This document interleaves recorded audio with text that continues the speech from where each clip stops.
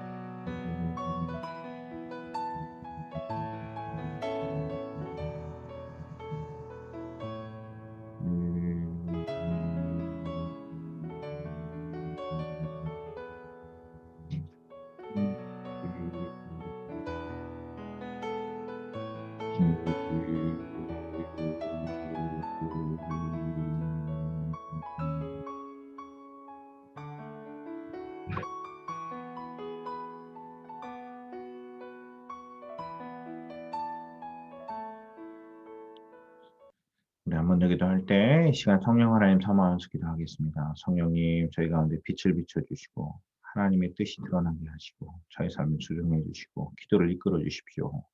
우리 성령 하나님 사모하면서 같이 한번 기도하시겠습니다.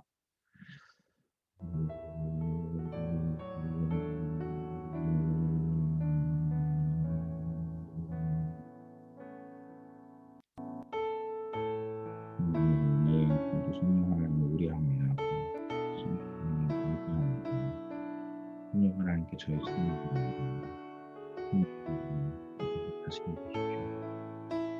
의뢰하는 마음들을 함께 해주십시오. 도와주세요. 성령님 함께 해주세요. 성령님 도와주세요.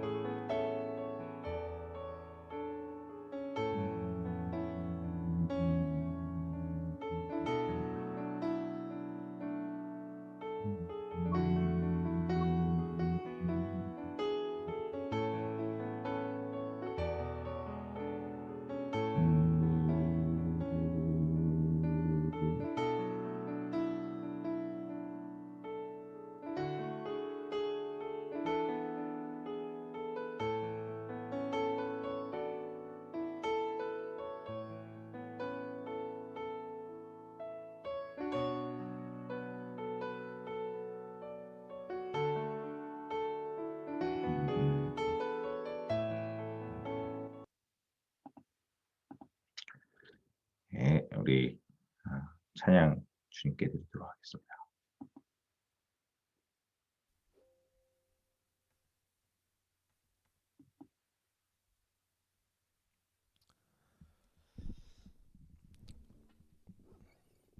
찬양하겠습니다.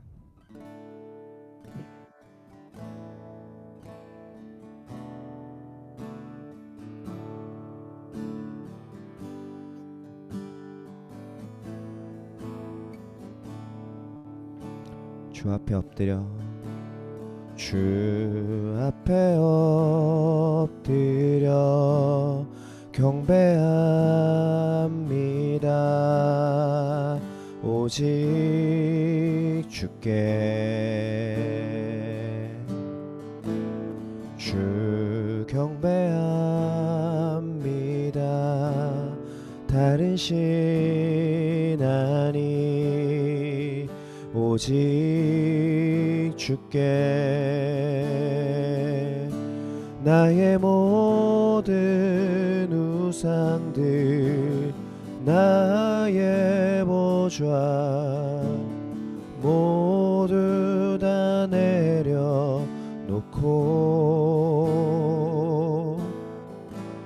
주 앞에 엎드려 경배합니다.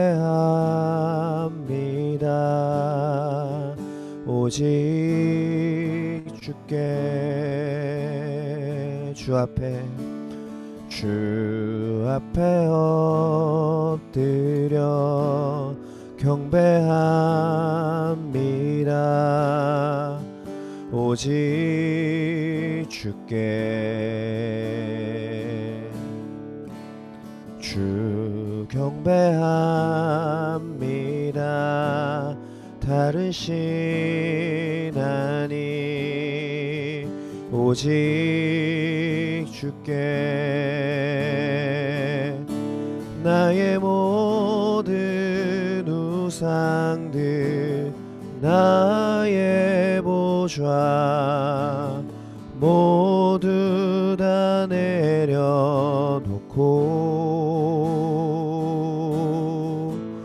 주 앞에 엎드려 경배합니다. 오직 주께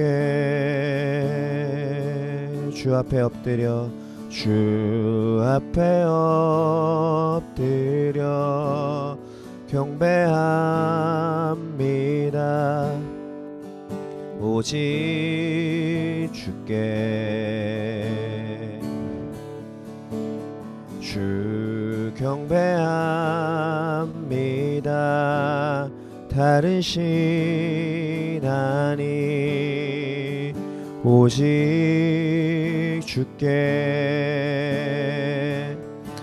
나의 모든 우상들 나의 보좌 모두 다 내려놓고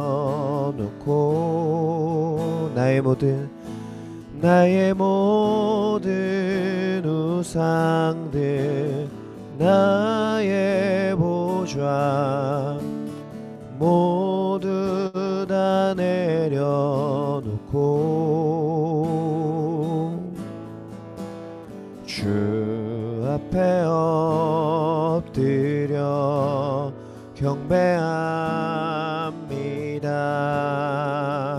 오직 주께 주 앞에 엎드려 주 앞에 엎드려 경배합니다.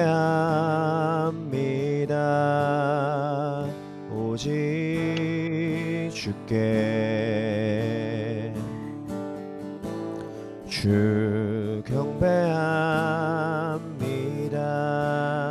다른 신 아니 오직 주께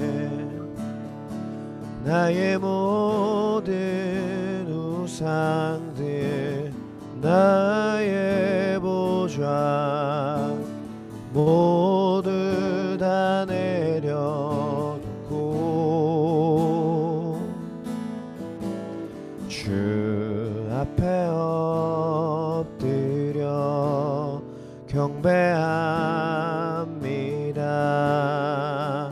오직 주께 나의 모든 우상들 나의 보좌 모두 다 내려놓고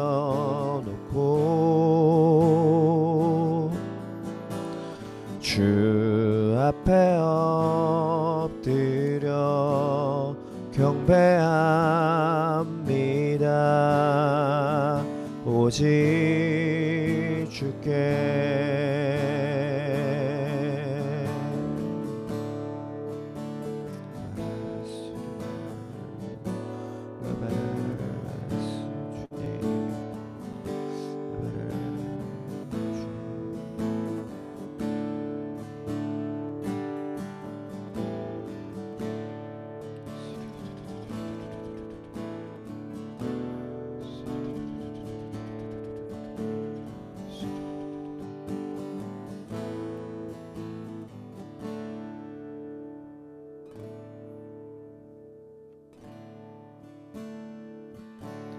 주는 걸음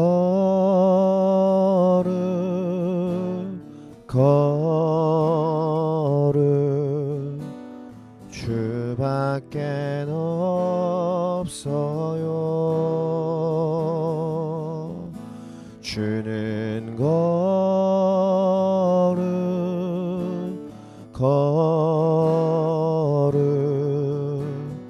영광 받으소서.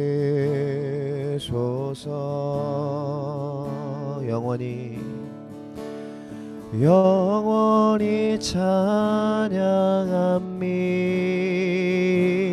찬양합니다. 더욱 사랑해요.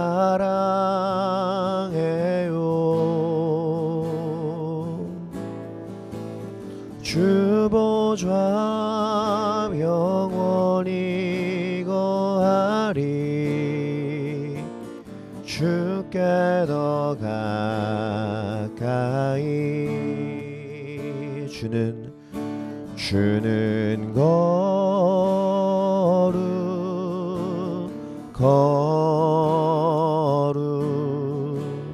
주밖엔 없어요. 주는 거룩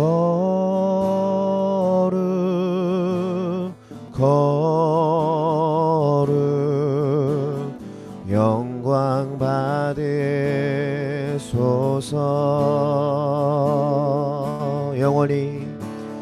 영원히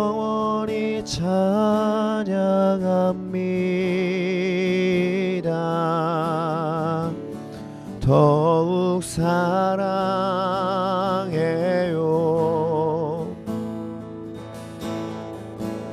주 보좌 영원히 거하리. 주께 더 가까이.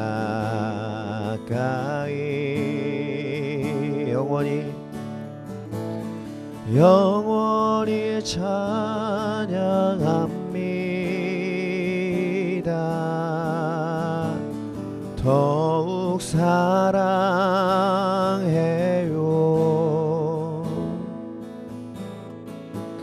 주 보좌 영원히 거하리.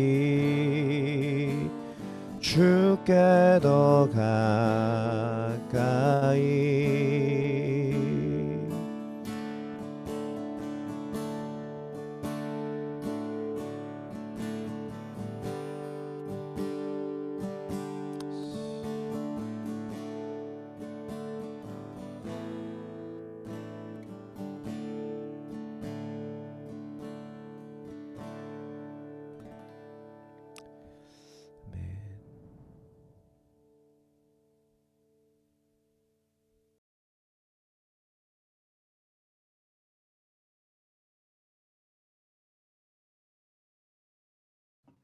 음성을 해제하시고 같이 한번 선언하고 선포하도록 하겠습니다. 내가 말하는 것이 내 귀에 들릴 수 있을 정도로 같이 한번 하겠습니다. 따라서 하시겠습니다. 새날을 주신 하나님 감사합니다. 새날 주신 하나님 감사합니다. 오늘을 주신 하나님 찬양합니다. 오늘을 주신 하나님 찬양합니다. 저를 사랑하시는 하나님께 영광 올려드립니다. 저를 사랑하시는 하나님께 영광 올려드립니다. 내 영혼 앞에 뛰어다. 내 영혼 앞에 뛰어다. 새벽을 깨우리로다. 새벽을 깨우리로다. 영혼아 하나님만 바랄지어다. 하나님만 바랄지어다.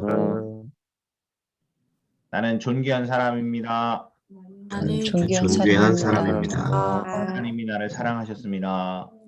하나님이 나를 사랑하셨습니다.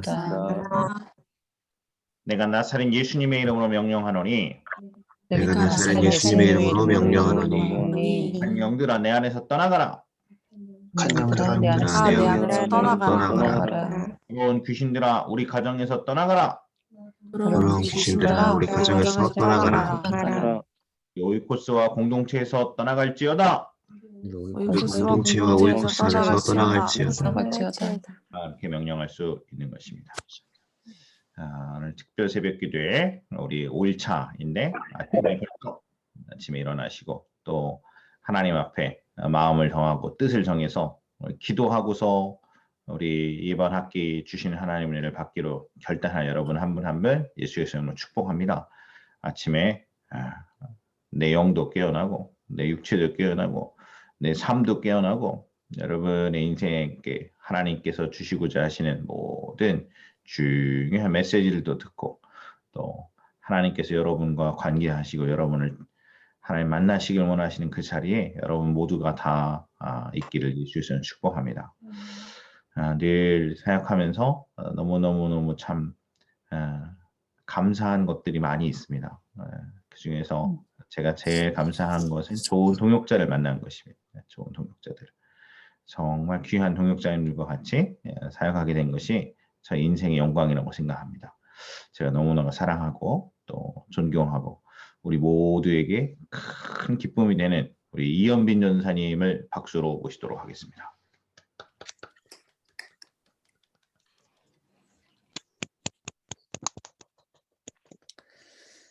네, 이 새벽에 함께하고 계시는 우리 한 분 한 분을 예수 그리스도 이름으로 축복합니다. 오늘 이 새벽 예배 말씀을 준비하면서 이렇게 고민이 많이 됐습니다. 어떤 부분들을 나눠야 될지 이렇게 고민을 하다가 자꾸 저에게는 한 단어가 이제 계속 생각났는데 그게 바로 이제 피난처라는 계속되는 단어에 대한 마음이었습니다. 저는 오늘 여러분들과 피난처이신 여호와 하나님에 대해서 한번 살펴보겠습니다. 피난처이신 여호와 하나님에 대해서 한번 하나님의 말씀 살펴보도록 하겠습니다. 시편 91편입니다. 오늘 하나님께서 저에게 주신 말씀은 시편 91편 말씀입니다. 네, 다 같이 하나님의 말씀 살펴보도록 하겠습니다. 우리 한 절씩 돌아가면서 계속해서 읽고 있죠. 오늘도 음성어 다 같이 해제해 주시고요. 하나님께서 오늘 주신 말씀 가지고 한 절씩 돌아가면서 우리 시편 91편 얼마 되지는 않습니다. 다 같이 한번 읽어봤으면 좋겠고 우리 형제님들이 한 절, 우리 자매님들이 한 절, 이렇게 한 절씩 교독하면서 오늘 하나님께 주신 말씀을 우리가 귀에 들리고 또 우리 마음에 새기도록 읽어봤으면 좋겠습니다. 시편 91편 우리 형제님들 한 절 먼저 읽도록 하겠습니다. 시작. 지존자의 은밀한 곳에 거주하며 젖는 자의 아래에 사는 자여. 나는 나는 여호와를 여호와를 말하기를 그는 나의 나의 피난처요 나의 요새요 내가 의뢰하는 하나님이라 이는 그가 너를 새 사냥꾼의 올무에서와 심한 전염병에서 건질 것이미로다. 그가 너를 그 개수로 덮으시리니 내가 그 날개 아래 뿌리로다 진실함은 방주야 생각대가 되시나니 너는 밤에 찾아오는 공포와 찔레는 살과 어두울 때 퍼지는 전염병과 밝을 때 닥쳐오는 재앙을 두려워하지 아니하리로다. 분명히 내 왼쪽 주에서 만명이 내 오른쪽으로 쓰러지나 이제 내게 가까이 못하리로다. 오직 나는 똑똑히 보리니 악인들의 몸을 내가 보리라. 내가 말하기를 여호와는 나의 대신하고 지존자를 너의 겉으로 줬으므로 화가 내게 내게 미치지 미치 못하며 내 장막에 가까이지 못하리니 너를 너를 위하여 그 천사들을 명령하사 내 모든 길에서 너를 지키게 하십니다. 그들의 손으로 너를 붙들어 그치지 아니하게 하리로다. 내가 사자와 독사를 밟으며 젊은 사자와 뱀을 발로 누르리로다. 하나님이 이르시되 시대 나를 사랑한즉 그가 그를 건지리라. 내 그가 내 이름을 안즉 그가 그를 높이리라. 그가 내게 간구하리니 내게 응답하리라. 그들이 환난을 당할 때에 내가 그와 함께하여 그를 건지고 영화롭게 하리라. 내가 그의 장석에 하며 만족하게 하며 구원을 그에게 주리라 하시다. 아멘. 제가 잠깐 기도하고 우리 말씀 살펴보도록 하겠습니다. 아버지 하나님 사랑합니다. 모든 것에 협력하여 선을 이루시며 하나도 주님의 허락하심이 없이는 이 땅이 이루어지지 않는다 말씀하신 주님, 아버지 하나님을 오늘 찬양하며 주님만을 바라봅니다. 주님 사랑합니다. 이 시간 성령 하나님을 사모하며 환영하오니 이 시간 가운데 주의 말씀을 열어 보이시고 주의 능력으로 우리 가운데 운행하여 주십시오. 주님 사랑합니다. 주님 감사합니다. 주님만을 바라봅니다. 주님 홀로 영광 받아 주십시오. 예수님 이름으로 기도드렸습니다. 네. 오늘도 성령 하나님께서 우리 오늘 말씀 나누는 가운데 함께하여 주시기를 예수님 이름으로 기도합니다. 사실은 시편 23편과 17편 사이에 고민을 하고 있었습니다. 그런데 제 안에는 그 피난처라는 단어가 계속해서 떠올랐고 시편 중에 어떤 내용이 피난처에 대해서 적절하게 설명하고 있을까 찾아봤을 때 오늘 본문인 이 시편 91편의 내용이 있더라고요. 그래서 이 시편 91편에 있는 이 피난처에 대해서 오늘 여러분들과 한번 살펴보려고 합니다. 그래서 오늘 설교의 제목은 피난처이신 여호와 하나님입니다. 오늘 제목이 뭐라고요? 피난처이신 여호와 하나님. 네, 피난처이신 여호와 하나님에 대해서 우리가 알아야 할 첫 번째 제목입니다. 첫 번째는 여호와 하나님은 피난처시다라는 것이죠. 우리 한번 다 같이 첫 번째 제목 읽어보셨으면 좋겠습니다.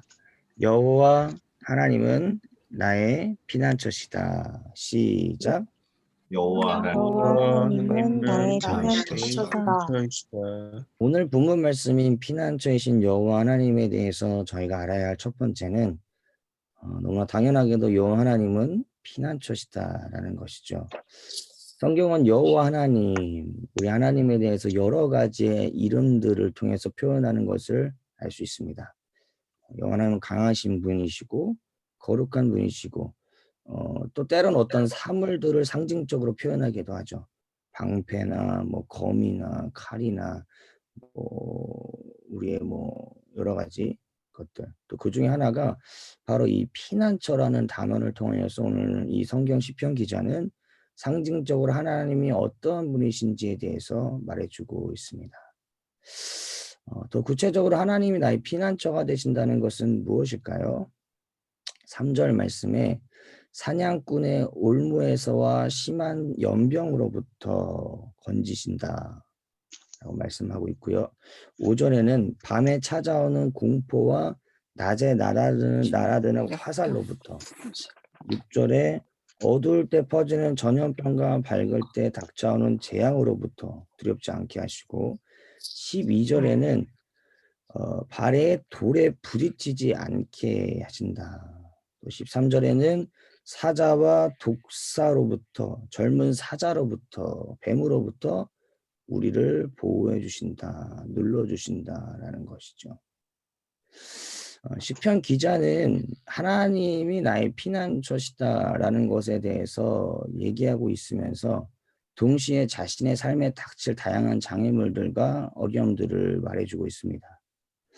1절, 2절은 이제 하나님이 자신의 피난처시다라고 얘기하고 있지만 동시에 그 다음에 나오는 여러 가지 장애물들과 방해, 어려움에 대해서는 미래형으로 표현하고 있다는 것을 알 수 있습니다. 즉, 이는 그가 앞으로 닥칠 위험성, 장애물, 어려움, 그것들을 미래적인 관점에서 보고 있다는 것이죠. 그렇지만 동시에 그가 강조하고 있는 것은 이러한 상황 가운데 하나님이 자신의 피난처가 될 것이라고 선포합니다. 오늘 본문에서 이 시편 기자는 여호와 하나님께서 자신의 피난처가 되신다는 말을 나의 삶에, 나의 미래의 삶에 아무런 문제가 없을 것이며 아무런 장애나 아무런 환난이나 아무런 대가지불이 없는 삶에 대해서 말하고 있다는 것이 아니라는 것이죠. 여호와 하나님은 피난처시다라고 했을 때 우리가 같이 봐야 될 것은 우리가 앞으로 닥칠 삶에서는 장애물들과 어려움이 없는 삶의 상태를 말하고 있지는 않습니다. 그렇지만 동시에 앞으로 우리 삶에 닥칠 다양한 장애물들과 어려움들이 있겠지만 여호와 하나님 나의 피난처시라는 말의 뜻은 그러한 것들이 자신에게는 영향을 미치지 못할 것이다 라는 것에 대한 성경의 역사를 말해주고 있다는 것이죠. 예수님께서도 자신을 따르는 제자들에게 분명한 경고에 또 경각심의 메시지를 주신 것을 알 수 있습니다.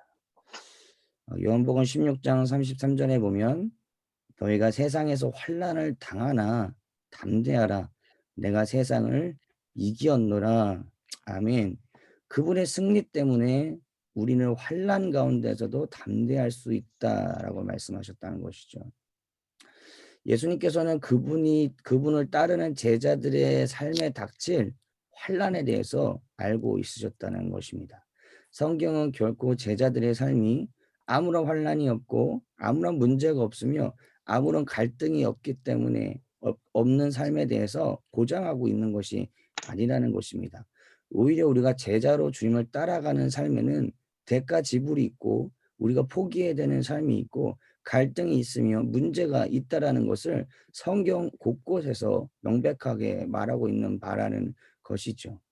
만약에 우리가 구원받았지만 이 구원받은 것으로 인해 앞으로 우리 삶에 아무런 문제가 없을 거야라는 것은 분명한 잘못된 생각일 것임이 분명합니다. 그렇기 때문에 우리가 먼저 알아야 될 것은 이 피난처에 대한 우리의 올바른 생각입니다. 주님을 따라간다는 삶은 막연한 파라다이스의 삶이 보장하는 것은 아니죠. 그렇기 때문에 여호와는 나의 피난처시다라는 것은 그것들이 나에게 영향을 미치지 못할 것이다라는 것입니다. 왜냐하면 그러한 사람은 여호와 하나님 안에 거하는 사람이기 때문에 그러합니다. 여호와 하나님이라는 피난처 안에 거하는 사람이기 때문에 그러합니다. 그것이 곧 여호와 하나님은 피난처시다라는 것에 대한 성경적인 의미입니다. 아무런 문제가 없을 거라는 것이 아니지만 아무런 문제가 있더라도 그것이 그에게 영향력을 미치지 않는 것. 그것이 여호와 하나님이 피난처시다라는 것이죠.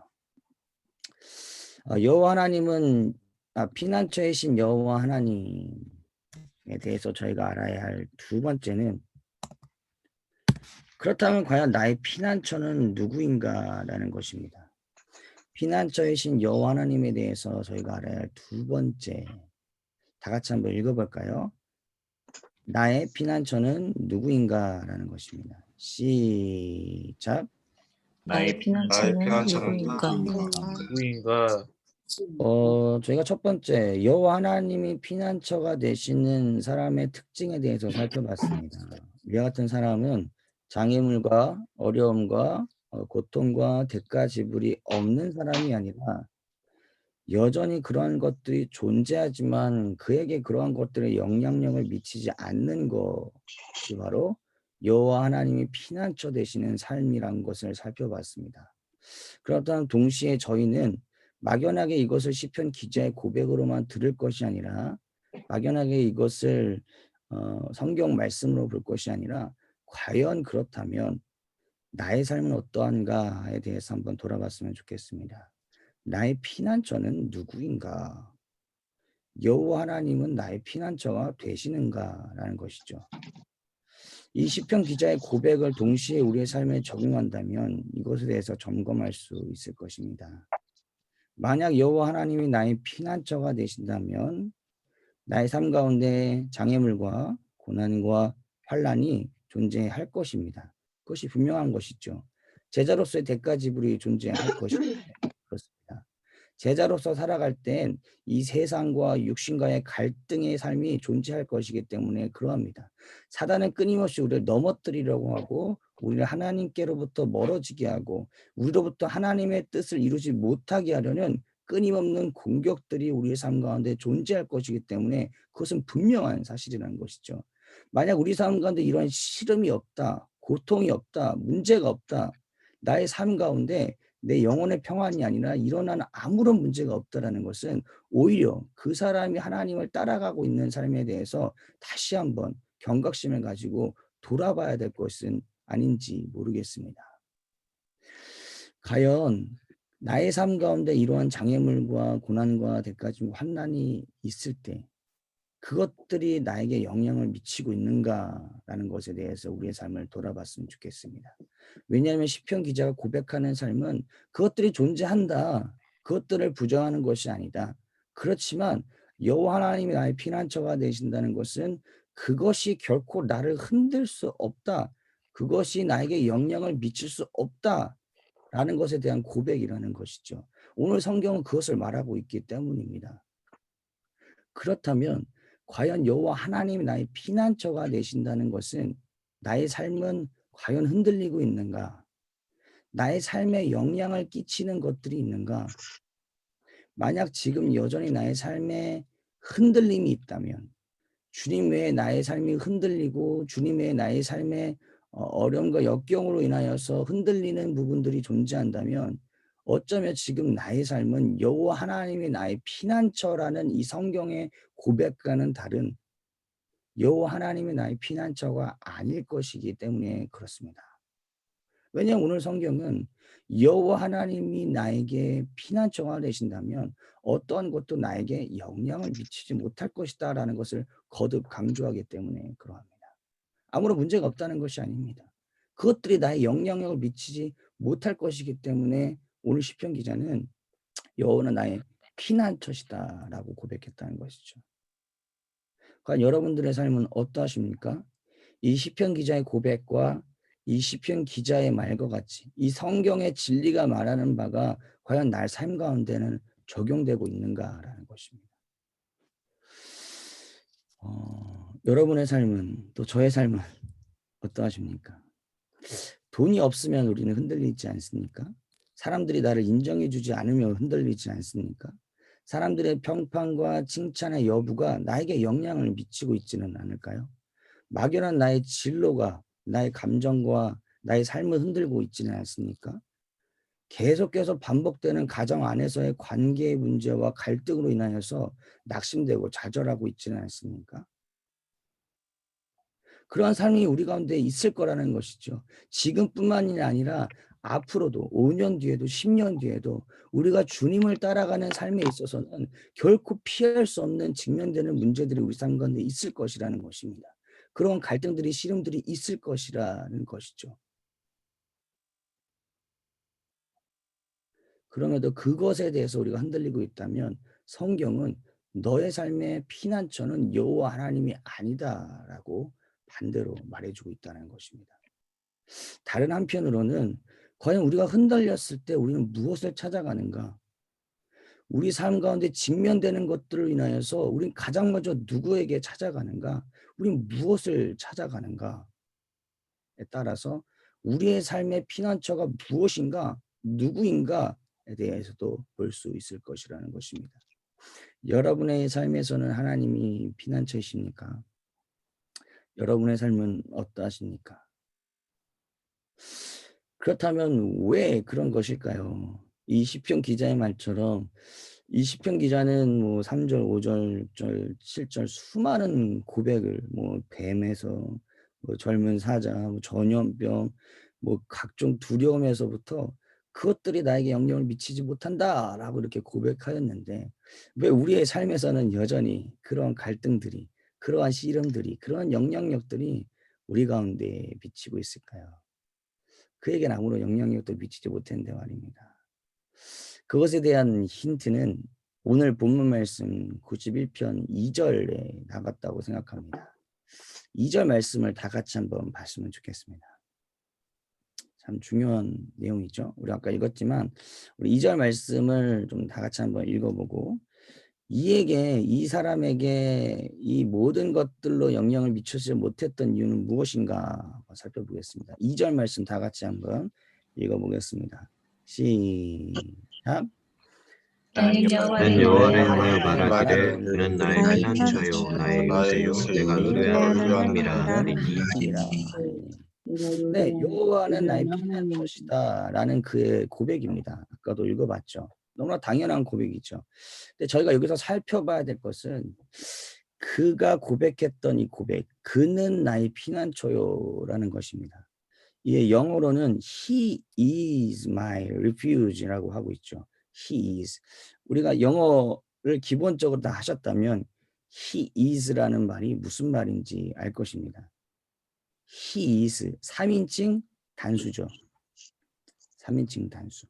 그는 하나님이 자신의 피난처라는 것을 표현하는 데 있어서 he is, 그는 그 한 사람, 3인칭 단수의 표현을 썼습니다. 그에게 있어서의 피난처는 여호와 하나님 한 분이셨다는 것이죠. 한 분, 하나. 다른 것들 중에 한 분이신 여호와 하나님이 아니라 그를 흔들리지 않게끔 잡아주는 것은 다른 여러 가지 요소들 중에 하나이신 여호와 하나님이 아니라 나의 돈도 있고 나의 명예도 있고 나의 진로도 있고 관계 안정감도 있고 평탄하고 문제가 없고 그 중에 하나이신 여호와 하나님이 자신의 피난처라고 고백하는 것이 아니라 그의 고백 중에 우리가 반드시 봐야 될 것은 he is, 그는, 그만이, 오직 주님만이 자신의 피난처다라고 그는 고백하고 있다는 것입니다. 성경은 언제나 우리에게 하나님을 의지하되 그만 의지하라고 말하고 있는 것이 분명합니다. 왜 그렇죠? 9절 말씀에 그것이 타당한 이유는 most high, 지존자이시기 때문이죠. 하나님이야말로 지존자이시기 때문에 그렇습니다. 하나님이 지혜자시고요. 하나님은 가장 탁월한 인도자시고요. 하나님 거룩한 분이시고요. 우리의 생각보다 더 높으신 분이시고요. 우리보다 우리를 더 잘하시는 지존자이신 하나님이기 때문에 9절에는 우리가 피난처로 두고 계신 그 하나님의 탁월함이 얼마나 타당한지에 대해서 우리에게 알려주고 있다는 것이죠. 그것이 마치 당연한 것이라는 것을 성경은 곳곳에서 말해주고 있다는 것입니다. 모든 만물 위에 계시고 모든 만물을 창조하셨고 우리를 전부터 예정하시고 계획하시고 우리의 섭리 가운데 우리 이끄시는 그 하나님에 대해서 우리에게 알려주고 있다는 것입니다. 그렇기 때문에 성경은 하나님을 의지하되 하나님만 의지하는 것이 얼마나 타당한지에 대해서 우리에게 거듭 강조하고 있다는 것이죠. 그분이 영원히 우리와 계실 것이며 우리의 삶에 그분의 계획이 있기 때문에 그렇습니다. 우리보다 더 높으신 뜻을 가지고 있기 때문에 그렇죠. 그렇다면 우리의 삶이 그분에게 있다는 것이 가장 완전하고 가장 안전하지 않겠습니까? 그분이 가장 탁월하다면 말입니다. 이것이 바로 우리 하나님이 우리에게 가지는 질투라고 저는 생각이 듭니다. 인간적인 어떤 시기와 질투가 아니라요. 거룩한 그분의 영광과 완전함과 높으신 뜻에 대한 질투요. 이것이 이렇게 표현하는 것이 좀 적절할지는 모르겠지만 신혼 초에 이게 아내랑 저랑 크게 싸웠던 적은 거의 없는데 이제 언성을 높이면서 싸웠던 적이 딱 한 번 있었습니다. 거의 뭐 언성을 높여서 싸운 적은 거의 없었죠. 생각나는 게 한 번 있었는데 어떤 일이 있었냐면 이제 신혼 초에 어머니랑 이모님이 저희 집에 놀러 오셨습니다. 여러 가지 또 집안일을 도와주시고 아내가 또 그때 한창 임신 중이라 이렇게. 근데 그때 한창 여름이었어요. 여름인데 집에 선풍기가 하나밖에 없었던 겁니다. 그래서 이제 아내 입장에서는 이제 이제 어른분들이 더우시니까 자꾸 선풍기가 있어야 된다고 이제 그러는 거예요. 그래서 제가 고민을 했죠. 이렇게 사야 되나 어떻게 해야 되나 이렇게 하다가 막 고민하다가 아내가 어디서 빌려온 거예요. 그러니까 어떤 다른 교회 지체에게 물어봐가지고 빌려온 겁니다. 근데 이게 되게 유치할 수 있는데 제 마음이 너무 화가 나더라고요. 너무 서운하고 너무 화가 나는 거예요. 아니 내가 도와줄 수 있는데 내가 해줄 수 있는데 내가 그거 해결해 줄 수 있는데 그때 당시에는 그게 너무 이제 질투가 나고 화가 나는 거죠. 그래서 아내랑 이렇게 별것도 아닌 거에 대해서 제가 막 뭐라 해서 막 한번 싸웠던 적이 있습니다. 결국 잘 풀렸지만 마치 그러한 것이 우리 하나님의 열망이지 않나라는 생각은 듭니다. 이게 저의 예는 아주 작은 예이지만 우리 하나님이 우리에게 가지시는 그 열망, 그 열망에 대해서 우리가 더욱더 알았으면 좋겠고 그 무엇보다 그 하나님이 높으신 분이시고 우리의 뜻보다 높으시다는 것에 대한 명확한 계시가 우리 가운데 더욱더 회복되어지기를 예수님 이름으로 축복합니다. 그래가지고 제가 그 다음날 아침인가? 그 싸우고 난 다음인가? 싸우고 난 다음에 바로 하이마트에 가가지고 선풍기 사왔어요. 새 거를. 아직도 잘 있습니다. 잘 쓰고 있는데 우리 가운데 그 열망은 저도 남편으로서 얼마나 그 아내의 필요를 채워주고 싶은 열망이 있었습니까? 물론 여러 가지 부족한 부분이 있었겠지만 그 열망이 그 아버지 하나님의 열망 어떻게 하든 그 자녀를 도와주고 인도하고 안전하게 지켜주고 하시는 그 열망이 우리 여러분 모두 가운데 비춰지고 회복되어지시기를 예수님 이름으로 축원합니다. 아멘. 네, 우리 지금 피난처이신 여호와 하나님에 대해서 계속해서 살펴보고 있습니다. 여호와 하나님은 나의 피난처시다라는 말은 첫 번째로는 모든 어려움이 존재하는 것은 아니다. 근데 존재하지만 그것이 나에게 영향을 미치지 못할 것이기 때문에 그리스도인으로 삶으로 살아가는 데 있어서 갈등과 문제들 직면할 것이지만 우리 가운데 여전히 고통, 대가 지불도 당연히 있을 수 있고요. 시련들도 있을 수 있겠지만 그런 것들이 나에게는 영향력을 미치지는 못한다. 그것들이 나의 삶을 흔들 수는 없다라는 것이 진정한 의미의 여호와 하나님은 나의 피난처시다라는 것이고 것에 대해서 처음에 살펴봤습니다. 두 번째는 그렇다면 이 시편 기자의 삶이 나에게 고백이 되는가? 과연 나의 피난처는 여호와 하나님이신가? 나의 삶은 흔들리고 있는가? 나의 삶은 어떠한가에 대해서 살펴봤습니다. 그래서 나의 피난처가 하나님이 되신다라는 것은 그가 그렇게 고백할 수 있었던 것은 여호와 하나님만이 그가 의지할, 그가 바라볼, 그가 유일하게 신뢰할 수 있는 만족할 수 있는 분이시기 때문에 He is라는 단어를 통해서 살펴봤습니다. 그러면 오늘 피난처이신 여호와 하나님에 대해서 저희가 살펴볼 마지막 세 번째는 하나님이 나의 피난처가 되시기 위해서 내가 해야 될 것은 무엇이라는 것이죠. 네, 세 번째 제목 하나님이 나의 피난처가 되기 위해 내가 해야 될 것 한번 읽어보도록 하겠습니다. 시작. 하나님이 나의 피난처가 되기 위해 내가 해야 할 것. 내가 해야 될 것은 무엇이냐? 그러면 하나님만이 나의 피난처가 된다는 거, 하나님만이 의지할 바가 된다는 거, 하나님만이 신뢰한다는 것에 대해서 내가 어떻게 해야 될 것인가? 내가 무엇을 하라는 것인가라는 것입니다. 뭐 기도만 하라는 것이냐, 뭐 다른 사람 아무도 찾아가지 말라는 것이냐, 뭐 예배만 드리라는 것이냐, 뭐 아무것도 구하지 말라는 것이냐, 뭐 아무것도 하지 말고 뭐 아무것도 알아보지도 않고 아무것도 하지도 않고 그냥 뭐 집에서 잘 잠잠히 주님께서 오실 때까지 기다리라는 것이냐, 뭐 그럴 수도 있죠. 하나님께서 인도하신다면 뭐 그렇지만 여호와 하나님이 나의 피난처가 되시기 위해 우리가 해야 될 가장 첫 번째는 행위가 이전에 우리의 마음의 상태의 조정이 필요하다는 것입니다. 우리가 무엇인가를 행하기 전에 다른 사람을 찾아가기 전에 기도를 하기 전에 교회에 나가기 전에 내가 어떠한 필요들에 대해서 알아보기 전에 이것은 행위 이전에 내가 조정되어야 될 내 삶의 가치관의 변화를 말해주고 있습니다. 하나님이 나의 피난처가 된다는 것은 가장 먼저 내가 해야 될 것, 내가 조정되어야 될 나의 가치관은 무엇이냐면 나의 생명의 주도권을 그 피난처에게 맡긴다라는 것입니다.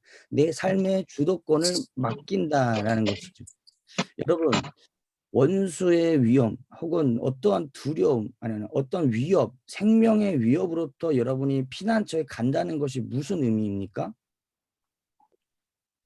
그 위협으로부터 내가 피난처에 간다는 것은요, 그 피난처에 나를 맡긴다라는 것이죠. 내 생명의 위협으로부터 내가 피난처에 간다는 것은 그 피난처에 내 생명을 맡긴다라는 것이죠. 내 생사 여탈권을 그에게 맡긴다, 그것에 맡긴다라는 것입니다.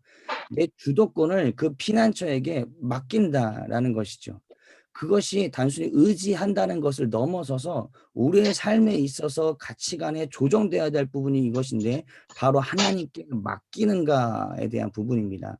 하나님이 나의 피난처가 되신다라는 부분이 있어서 우리가 가장 먼저 조정돼야 될 것은 그 피난처이신 하나님께 우리가 맡겨야 된다라는 자신의 생사를 하나님께 온전히 맡기시고 오셨던 예수 그리스도에 대해서 여러분 기억하십니까? 그분은 당신이 받아야 할 하나님의 뜻, 고통과 고난, 수많은 어려움을 직면하시면서 온전히 아버지 하나님께 맡기셨다는 것을 우리는 알 수 있습니다. 아무런 것도 하지 않으신 것이 아니었어요. 때로는 바리새인들과 토론도 하시기도 하셨고, 때로는 제자들과 시간도 보내기도 하셨고, 최종적으로 하나님의 뜻을 이루기 위해 십자가에 달려 죽으시기도 하셨죠. 그렇지만 그분의 삶에서 우리가 공통적으로 볼 수 있는 것은 그분은 하나님께 맡기셨다는 것이죠. 심지어 그분이 달리셨던 그 십자가의 자신의 생명 또한 그분은 아버지 하나님께 자신의 생명을 맡기셨던 것입니다. 자신의 죽음, 자신의 생명 또한, 생명의 자신의 주도권 또한 하나님께 오로지 맡기셨던 것이죠.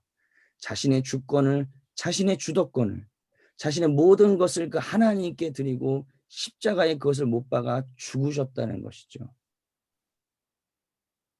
그분이 예수 그리스도가 그 십자가에 맡기셨을 때, 자신의 생명을 맡기셨을 때, 자신의 인생을 맡기셨을 때, 자신의 생사 여타 것을 주님께 맡기셨을 때 그분은 부활의 능력을 경험하셨으며 그분은 온전한 하나님의 뜻을 이룰 수 있다는 것이 바로 성경의 역설이라는 것이요.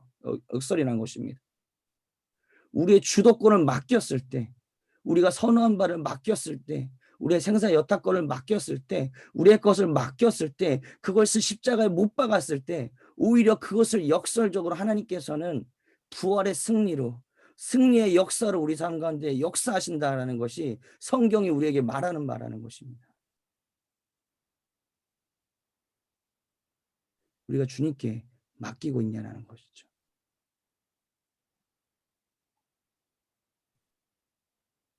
돈은 맡기고 내 명예는 맡기지만 내 진로는 주님께 맡길 수 없습니다. 주님.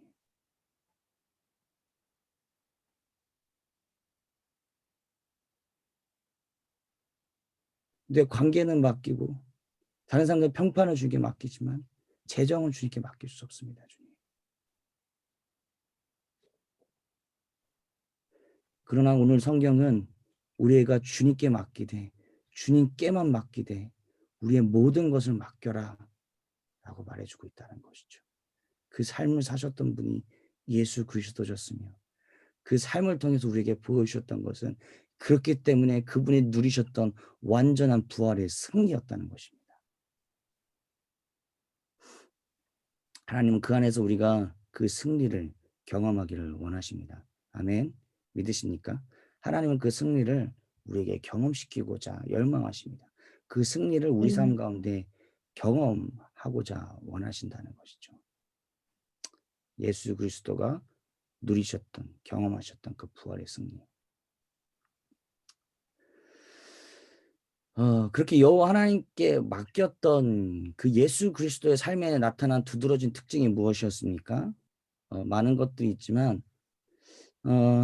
저는 이 피난처에 대해서 이렇게 생각하면서 그러니까 작은 저의 경험을 또 나누기를 원하시는 것 같았습니다. 이렇게 온전하게 여호와 하나님 아버지 하나님께 맡기셨던 예수 그리스도의 삶 가운데 나타났던 두드러진 특징은 하나님과의 깊은 시간을 홀로 보내셨다는 것이죠. 성경은 감난산에서 그분이 기도하셨다라는 것을 종종 표현하면서 예수 그리스도께서 특정한 장소에서 습관적으로 하나님과의 홀로 깊은 교제의 시간을 보내셨다는 것에 대해서 말하고 있습니다. 여호와 하나님께 나의 삶을 맡긴다라는 것과 관련하여 뗄래야 뗄 수 없는 가장 중요한 것 중에 한 가지 사실은 예수 그리스도가 가졌던 그 하나님과의 홀로 깊은 교제의 시간이라는 것입니다. 그 삶의 특징, 하나님께 맡기는 삶과 사람의 특징은 자신의 삶을 주도권을 하나님께 맡기는 사람의 특징 중에 하나는 하나님과 개인적이고 홀로 깊은 시간들을 보내고 있었다라는 것이죠. 여러분의 가치관이 전환되었다면 여러분들은 반드시 하나님과의 깊은 홀로 있는 시간을 보낼 수밖에 없을 것입니다.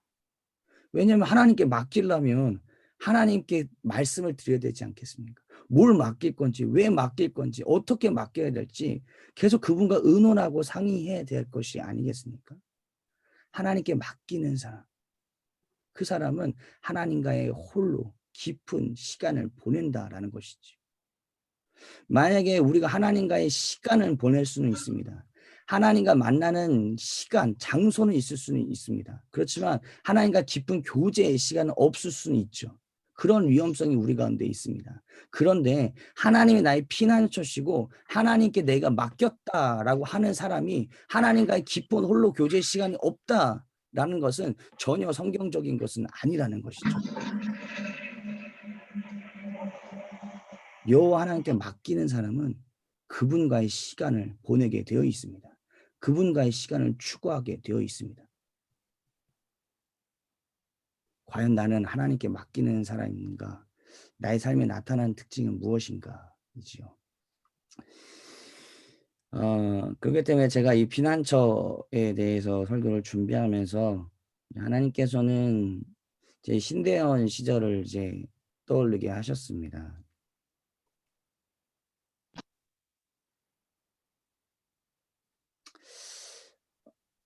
신대원 1학년 때죠. 이제 하나님께서 이제 저의 삶에 이걸 설교 때 했는지 모르겠습니다. 1학년 때 이제 재정의 다루심을 허락하셨습니다. 제가 군대를 제대하고 나서 신대원을 갈 때 제 개인적인 거죠. 그러니까 다 사람마다 다르고 사람 인도하심이 다르기 때문에 저 개인적으로 하나님께서는 저에게 재정적인 독립에 대해서 말씀하셨고 저는 입학 준비부터 첫 학기를 제가 스스로 돈을 벌어서 그렇게 등록금을 내고 그렇게 다녔던 기억이 있습니다. 그러니까 저 개인적으로 하나님 그렇게 인도를 하셨고 저에게 그것을 조정하기를 원하셨기 때문에 대학원 시절부터는 제가 그렇게 조정하여서 제 용돈이라든가 제 등록금을 그렇게 냈던 기억이 납니다. 그런데 제가 신대원 1학년 1학기인가요? 2학기인가요? 언제인지 잘 기억이 안 나는데 돈이 많이 없었죠. 1학년이다 보니까 이렇게 그때 뭐 어느 정도 돈은 좀 있었는데 많지는 않았던 것 같아요. 이제 근근히 제가 이제 돈이 다 떨어지면 이렇게 의지할 수 있는 게 있는 게 바로 신용카드가 있었어요. 어머니가 이제 신대원을 가시면서 신용카드를 주신 거예요. 급할 땐 이걸 써라. 밥을 먹을 게 없으면 이걸 써라. 뭐 친구들이랑 어디를 가야 되면 이걸 써라. 그러니까 아들을 위해서 어머니가 신용카드 하나 주신 거죠. 그래서 이제 그 달에 써야 될 이제 돈을 다 쓰면 이제 신용카드를 항상 쓴 거예요. 뭐 얼마 많지는 않았어요. 근데 뭐 오바되면 뭐 10,000원, 몇만 원. 근데 이 오바되면 다음 달 어머니의 이제 통장에서 돈이 나가니까 이제 저는 이제 마지막 보루가 있었던 거죠. 신용카드. 이제 근데 어느 날인가 제 돈이 얼마 안 남았을 거예요. 얼마 안 남아 차비 정도 있었나? 차비 정도 있었는데 하나님이 신용카드를 끊으라는 거예요. 신용카드를 이제 쓰지 말라고. 신용카드를 끊으라고. 정말 갈등이 됐죠. 그러니까 저한테는 정말 중요한 거였으니까. 이제 뭐 몇만 원은 이것일지 모르겠지만은 밥을 먹어야 되잖아요. 그리고 차비가 있어야 학교 그때 대전이었는데 왔다 갔다 해야 되잖아요. 근데 하나님 저보고 신용카드를 끊으라는 거예요. 버리라고. 그때 어떻게 주님 만나는지 잘 모르겠었는데 어떻게 기도하다가 그냥 확신이 들더라고요. 그래서 이 신용카드를 버렸는지 잘랐는지 아마 잘랐던 것 같아요. 그래서 이렇게 잘랐습니다. 그러고 나서 제가 어떻게 살았을까요? 재정적으로. 근데 지금 돌이키면 신기하게 제가 그렇게 결단을 했잖아요. 제가 그렇게 믿음으로 반응을 했잖아요. 근데 그 다음부터 재정이 바로 채워지지 않았어요. 좀 신기한 것 같아요. 지금 생각해보면. 바로 그 다음날 돈이 들어오거나 그 다음날 저의 먹을 것을 채워주거나 그런 것이 없었어요. 그 다음날 더 가난하게 살았어야 됐어요. 오히려. 그래서 어디 기도회 가면 뭐 준다. 뭐 기도회 가면 뭐 준다. 뭐 하면 뭐 준다. 뭐 이런 거를 찾아다닌 거 아니지만 그런 거에서 밥을 먹기도 하고 라면으로 끼니를 때우기도 하고 좀 상대적으로 더 가난하게 되었죠. 뭐 그때 1학년 때는 뭐 밖에서 먹는 거는 거의 소수였고 거의 뭐 학식밖에 없었고 아침은 뭐 생각도 못했죠. 근데 아이러니하게도 그런 시기들이 있었어요. 내가 그렇게 헌신했는데 내가 믿음으로 반응했는데 곧바로 그 재정이 채워지지는 않더라고요. 근데 지금 생각해보면 하나님 그 시즌을 보신 것 같아요. 믿음으로 반응했던 그 시기. 그리고 나서 얼마 지난지는 모르겠지만 그 시기들 좀 거치고 나서 점점점 하나님께서 그 재정적인 필요에 대해서 채워주기 시작하는데 정말 기가 막히더라고요. 정말 기가 막혔어요. 정말 돈이 없으면 그날 저녁은 굶어야겠다 이렇게 생각을 하고 있으면 누가 꼭 와서 밥을 사주겠다는 거예요. 이제 연락이 와서 같이 밥을 먹자는 거예요. 뭐 누가 뭘 주기도 하고 뭘 해야 될 것들이 돈이 생기기도 하고 그런 것들로 하나님께서 이렇게 채워주기 시작하는데 정말 감사하더라고요. 어느 날 이제 돈이 너무 없는 거예요. 새벽에 남아서 기도하는데 이거 어떡하지? 야 이거 진짜 어떡하지? 이제 생활비가 없네. 근데 뭐 하나님께 그냥 뭐 돈 달라고 기도 안 하죠. 어떡하죠? 하나님 어떡하죠? 이렇게 주님께 계속 말하는 거죠. 새벽 기도에. 이제 홀로 계속 남아가지고 기도하는데. 선명한 기억은 안 나지만 하나님이 그 돈을 채워주실 거라는 감동은 아니었던 것 같고 하나님이 나의 하나님 되시다라는 그 열망이 제 마음 깊은 곳에서부터 확신이 오더라고요. 그러면서 이제 지혜들을 주시는 거예요. 그러다 보면 장학금을 신청할 것들이 막 생각이 나고 그러면 장학금 신청할 때 하나님 임재하시더라고요. 정말 신기하게 장학금을 지원서를 쓰는 그 내용을 쓰는데 제가 뭐 인위적으로 뭐 조작한 게 아니라 이것을 쓰는데 이 삶을 쓰는데 와 내가 생각해도 참 진짜 불쌍하다. 이 하나님 임재하시니까 이걸 쓰면서 막 내 삶이 막 그 안쓰러움이 막 긍휼이 막 부어져서 이거 지원서를 쓰는데 이거 막 눈물이 나는 거예요. 제가 막 인위적으로 만들지는 않았는데 막 임재하시니까 하나님이 이걸 쓰면서 이건 진짜 이거 누가 보더라도 이건 준다. 이거는 장학금 무조건 준다. 이거는 누가 봐도 준다. 하나님 은혜를 함께 하시. 그러면 확신이 막 있어요. 그럼 임재하시면 그걸 이제 내죠. 그럼 하나님이 주셨어요. 그러니까 뭐 아무것도 안 했다는 건 아니에요. 가만히 있어서 그러니까 주님의 지혜를 인도하시면 따라가야겠죠. 근데 하나님 그 부분 훈련시키신 것 같아요. 지금도 그런 부분도 훈련시키시고 계세요. 제가 신대원 1학년 때가 아니었으면 지금 이렇게 제 아내와 가정을 꾸리는 데 있어서 많이 어려움들이 있었을 것 같아요. 지금도 물론 재정적인 뭐 아예 없다 이런 건 아니죠. 근데 하나님이 신대원 1학년, 2학년 때는 또 다르고 3학년 때는 또 다르고 지금 시간이 좀 그래서 이제 마쳐야겠지만 항상 다르게 채워주셨고 다르게 인도해 주셨어요. 뭐 그것 때문에 서운한 적도 있고 억울하다고 주님께 기도한 적도 있지만 지금 돌이켜보면 하나님 참 신실하게 제 삶을 인도해 주셨던 것에 대해서 감사한 것 같아요. 부족함 없이. 정말 부족함 없이 인도해 주셨어요. 정말 부족함이 없었어요. 감사했고 지금 돌이키면 하나님의 은혜에 참 감사해요. 저는 정말 부족했지만 그런 은혜가 그 피난처라는 그 단어가 제 삶 가운데 그런 하나님의 귀한 은혜가 있었지 않나라는 생각이 들어요. 그래서 오늘 이 설교를 마치면서 여러분들에게 이렇게 권면합니다.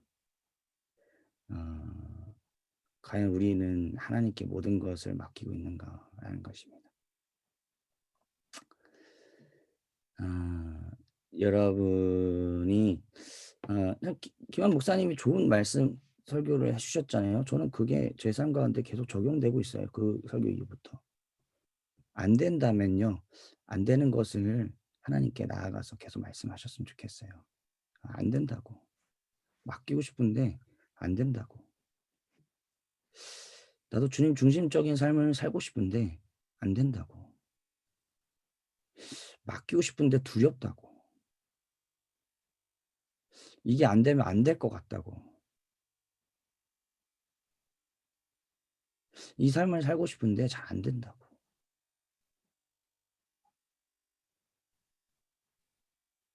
여러분들이 하나님께 그렇게 나갔으면 좋겠어요. 그게 바로 피난처라는 거 아니겠습니까? 안 되기 때문에 그래서 주님 은혜가 필요하고 맡기는 것도 안 되고 그래도 다시 주님의 은혜를 구하고 그래서 주님과의 홀로 보내는 시간이 여러분 가운데 깊이 회복되어야 될 그 필요성에 대해서 하나님이 저에게 말씀해 주셨어요. 그 하나님의 열망이 느껴졌어요.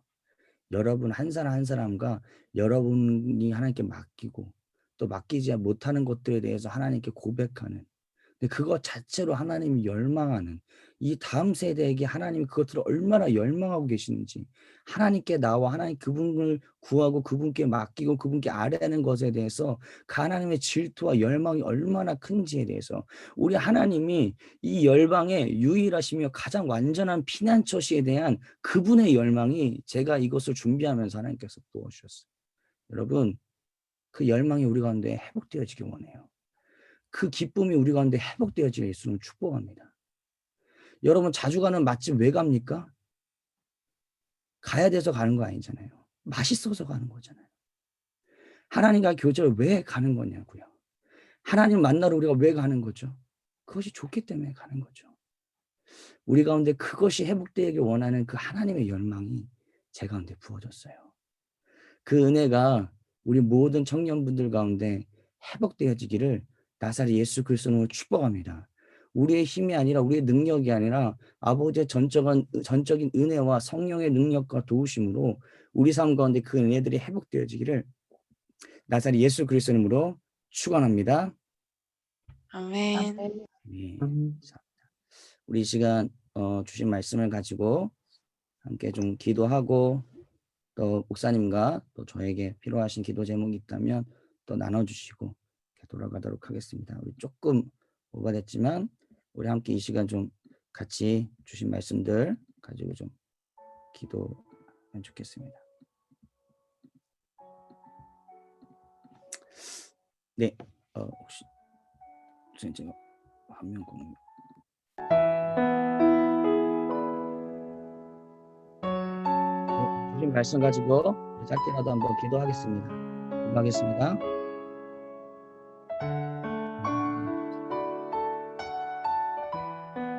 성령 하나님, 당신의 열망을 우리의 청년들에게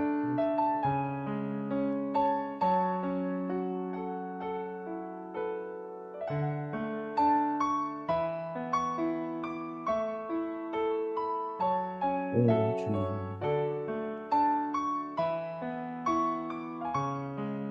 오 주님,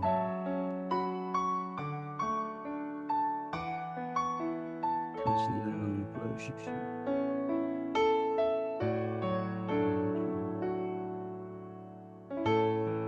이제 땅 가운데 앉아 주십시오. 주님, 우리 나사렛 예수 그리스도를 담대하게 주님께 구합니다. 주의 성령을 부어주세요. 시간 주의 임재를 부어주사 하늘문을 열어주세요. 오직 혼자서 주님께 나아갈 수 없고 주님께 고백할 수 없고 주님께 주님을 그렇게 나아갈 수 없고 그럴 수 없고 아버지 하나님 은혜를 부어주세요. 하나님 때로는 주님 보이지 않고 답답한 만남 없는 그 청년들 아버지 그 삶 가운데 은혜를 부어주시고 은혜의 시간 가운데 함께 하십시오. 하늘문을 여시고 주의 성령의 축복과 능력을 부어주시고 모든 청년 한 분 한 분을 예수 그리스도 사랑과 축복합니다. 귀한 청년 한 분 한 분을 예수 그리스도 사랑과 축복합니다. 주님 함께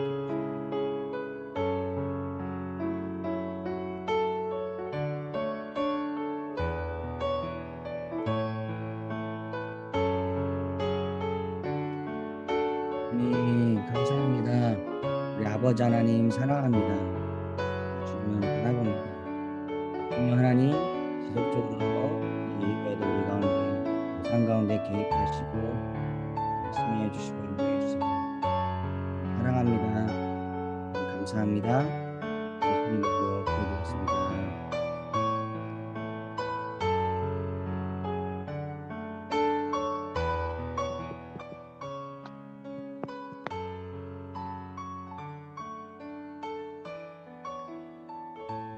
계속해서 하시고 또 필요한 부분들 있으시면 또 메시지 보내주시고 하시면 좋겠습니다.